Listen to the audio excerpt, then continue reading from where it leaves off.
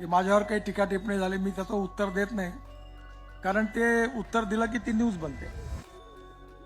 ज्या झाडाला फळं लागतात त्या झाडाला लोक गोटे मारतात. आपण त्याकडे दुर्लक्ष करणं चांगलं आहे. मी शेतकऱ्यांचा काम करतो. शेतकरी हा इंधनदाता झाला पाहिजे, ऊर्जादाता झाला पाहिजे. शेतकऱ्याने डांबर बनवलं पाहिजे म्हणून मनसर ते आपला 1 किलोमीटर रोड धानाच्या तणसापासून डांबर तयार करून आपण बनवलेला. डांबर दाता, हायड्रोजन दाता आणि आता हवा इंधन तयार करायला आपण सुरुवात केली. ही माझी जी गाडी आहे इनोव्हा, ही शेतकऱ्यांनी धानाच्या कणीपासून, मक्यापासून, शुगरकेन ज्यूस पासून, मोलॅसेस पासून तयार होणाऱ्या इथेनॉलवर 100% चालते.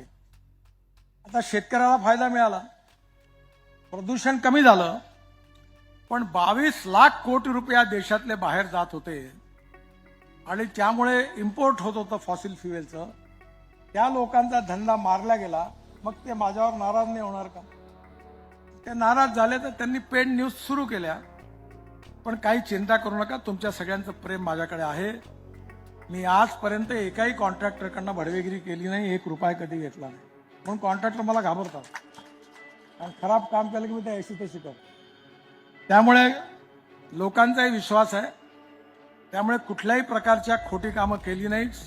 त्यामुळे येणाऱ्या काळात कोणी किती खोटे आरोप केले तरी मी विचलित होत नाही, तुम्ही होऊ नका. जनतेला सत्य माहीत असतं. आणि आता येणाऱ्या काळामध्ये राजकारण हा ईर्ष्या, मत्सर, द्वेष, अहंकाराचा खेळ आहे.